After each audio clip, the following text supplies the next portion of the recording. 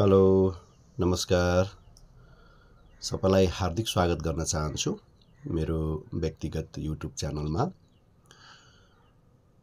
मेरो व्यक्तिगत युट्युब च्यानलमा चाहिँ मैले प्राय ज्योतिषसँग सम्बन्धित कार्यक्रमहरू नै हाल्ने गर्छु। यसमा चाहिँ टिबेटन एस्ट्रोलोजी जुन चाहिँ 12 वटा विभिन्न पशु पंक्षीहरूलाई आधारित बनाएर व्यक्तिको चाहिँ भाग्य भविष्य र स्वभावहरू हेर्ने गरिन्छ।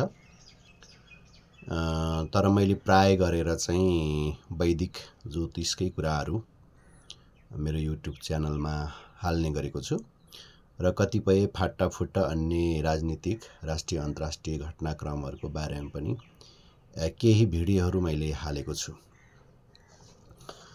र आज भने म एउटा विशेष खालको एउटा भिडियो बनाउँदै छु सम्पूर्ण नेपाली जनताहरूलाई काम लाग्न सक्छ र विशेष गरेर ज्योतिषमा चासो राख्ने, ज्योतिषको ज्ञान राख्ने, ज्योतिषका चाहिँ पारखीहरू र ज्योतिषलाई भर्खर अनुसन्धान गर्दै गरेका, सिक्दै गरेका जिज्ञासुहरूलाई पनि यो भिडियो काम लाग्न सक्छ। र अहिले चाहिँ नेपालमा पुनः राज संस्थाको स्थापनाका कुराहरू चाहिँ उठिरहेका छन्। गणतन्त्र घोषणा भएको झन्डै 17-18 वर्ष पछाडि अहिले जबरजस्त नेपालमा वर्तमान गणतन्त्रको चाहिँ निकै ठुलो विरोध भइरहेको छ जनस्तरमा र राजनीतिक दलहरूमा पनि विभिन्न खालको एक प्रकारको असन्तुष्टिहरू जाहेर भइरहेका छन् र वास्तवमा भन्ने हो भने वर्तमान गणतान्त्रिक व्यवस्थाले नेपालको कुनै पनि कोणबाट, कुनै पनि दृष्टिकोणबाट विकास र यसको पक्षमा, राष्ट्रको पक्षमा काम गर्न सकेको देखिएको छैन।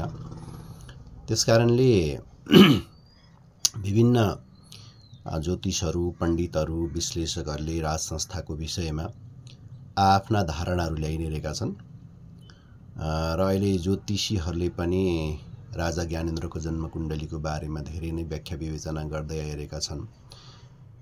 नवयुवराज हृदयेन्द्रको कुण्डलीको बारेमा त झनै निकै ठुल्ठुला भविष्यवाणीहरू गरिरहेका छन्।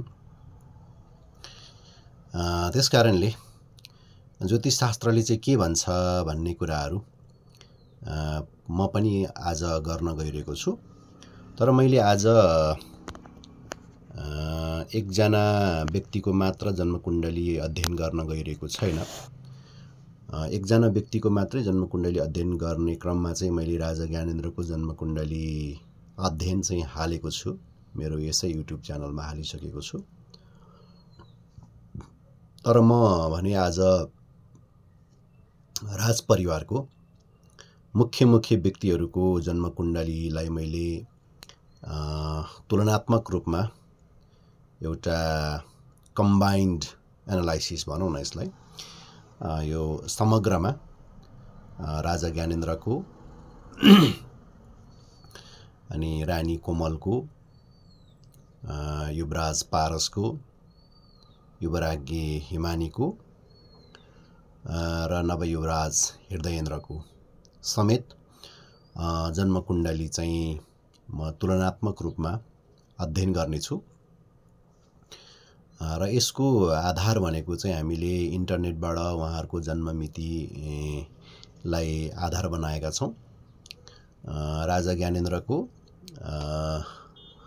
र हृदयेन्द्रको चाहिँ लगभग जन्मकुण्डली युट्युबहरूमा प्रशस्त भेटिन्छ र त्यो नै हो भन्ने कुराहरू अहिलेसम्म लगभग त्यो कन्फर्म भइसकेको छ। तर रानी कोमलको, युवराज पारसको र युवराज्ञी हिमानीको भने उहाँहरूको एक्ज्याक्ट टाइम नभेटिएको हुनाले उहाँहरूको जन्मकुण्डलीको चाहिँ चन्द्रकुण्डलीलाई आधार बनाएर अध्ययन गरिएको छ। तर एउटा भिडियोमा चाहिँ युवराज पारसको जन्मकुण्डली भेटेको छु मैले।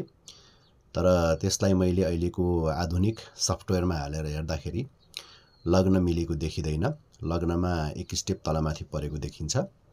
र मैले चाहिँ अहिलेको सफ्टवेयरले जे देखाएको छु त्यसैलाई आधार मानेर युवराज पारसको चाहिँ जन्मकुण्डली अध्ययन गर्ने प्रयास गरेको छु।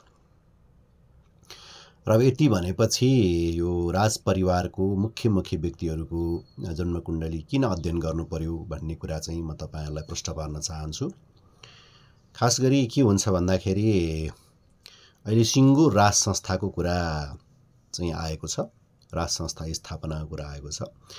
एकजना व्यक्तिको जन्मकुण्डलीले मात्र हेरेर मात्र डिसिजन गर्नुभन्दा सिङ्गो राज परिवारको मुख्य व्यक्तिहरूको जन्मकुण्डली अध्ययन गरेर त्यसले चाहिँ कति बल प्रदान गरेको छ त, ती सबै राज परिवारका मुख्य सदस्यहरूको जन्मकुण्डलीले राज संस्थालाई ल्याउनको लागि, नेपालमा पुनः राज संस्थाको स्थापना गर्नको लागि कति सहयोग गर्छ त, कति बल प्रदान गर्छ भन्ने कुरा चाहिँ उहाँहरूको जन्मकुण्डलीबाट हामीले तुलनात्मक अध्ययन गर्न सक्छौं। किनभने ज्योतिष शास्त्रमा के भनिएको छ भन्दाखेरि यदि आमाको जन्मकुण्डलीमा ठूला राजयोगहरू छन् भने, अर्थात् श्रीमतीको जन्मकुण्डलीमा ठूला राजयोगहरू छन् भने र श्रीमती अर्थात् आमा चाहिँ घर परिवारको बन्धनमै बस्नुपर्ने भएका कारणले, यो पहिलाको जमानाको कुरा हो, पहिला चाहिँ महिलाहरू घरमै बस्थे, उनीहरूले बाहिर गएर पौरोख गर्नु पाउने अवस्था थिएन। त्यसकारणले उहाँहरूको चाहिँ ठुल्ठुला राजयोग हुँदाखेरि पनि त्यो राजयोगको सुख भोग, ती राजयोगहरूको फलित चाहिँ